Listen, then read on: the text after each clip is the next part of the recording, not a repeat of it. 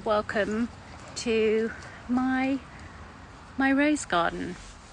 I am sat in amongst my roses today to come and share the story of losing my mum and some of the things, or the three things that really helped me with the grieving process. And there's a very good reason why I'm sat by this rose. The first thing when my mum died that really gave me great comfort was the belief that we are all souls. Yesterday I shared a quote that was, "You do not have a soul, you are a soul, and you have a body." And this quote really helped me when I lost my mum. I believe she's still a soul and she's still around me, and I feel her all the time. She's the one who tunes the radio to the song that I really need to hear. When I'm really still and really quiet, I can feel her hands and I can feel her touch and I can hear her talking to me.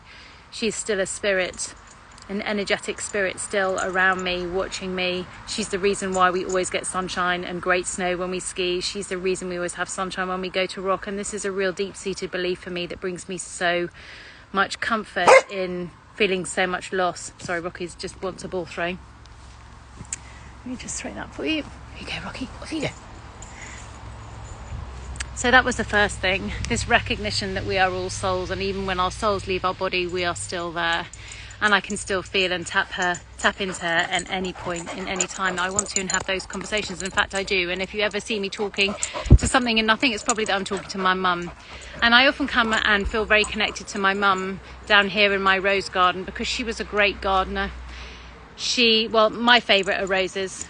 Hers were lilies. But every time I come and do my deadheading of the roses, I'm talking to my mum, feeling close to my mum in the garden. So when we moved into this house very shortly after she died, in fact about a year later, the rose garden became the place where I felt so deeply connected to her. And it's actually where I have sprinkled all her ashes, and they're all along this rose bed. And the roses that I planted in this rose bed all have meaningful names for me. So the one that I'm sitting next to at the moment was Sweet Kisses.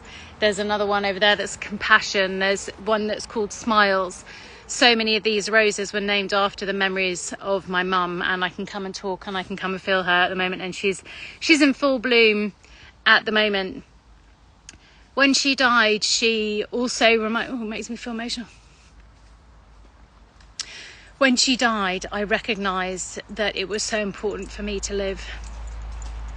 And her dying in her 60s reminded me that it was so important to live every single day, to embrace life, because I think it's only when you lose somebody so incredibly close that you actually realise that actually life does end, that life isn't infinite, and it does happen. And that really brought it home for me to make sure that I lived. And from that moment, that's when I lived. I fully lived as myself. I fully allowed myself to do what I wanted to do and put myself first and prioritise my life and me, and in enjoying it. And it was a very liberating feeling in so much loss, but it was those real three things that helped me. The recognition that we are all souls and we never die. And in that I felt real peace, because I can still find that I can connect to her. The second thing was knowing that life isn't infinite on this earth, and this connections with our human experiences, and it's so important to suck life out of it and have all of the experience and do what you love and live it in this life. And the third thing that really helped me was creating spaces to come in and find connecting with her. So here in my rose garden and planting the roses, and I'm here again today. And I have 3 amazing roses to plant today in memory of someone very important. And they're called Mischief, Super Trooper, and the final one is a Joie de Vivre, to remind me of a wonderful person, and to remind me, especially that last rose, the Joie de Vivre, because she had so much Joie de Vivre, and it's so important that we all live in the fullness of life. And I share this today for anyone who needs it, anyone else who's going through grief, so that you can see how I moved through grief, with my mum, and the lessons that I learned through that very difficult time. Other ones, how I moved through emotions and grief and loss again today. So I'm sharing that with love, but today I'm going to be spending them in my rose garden with Rocky and planting roses and sending so much love to anybody else who has ever lost anyone, who is ever grieving. My heart goes to you. Loads of love.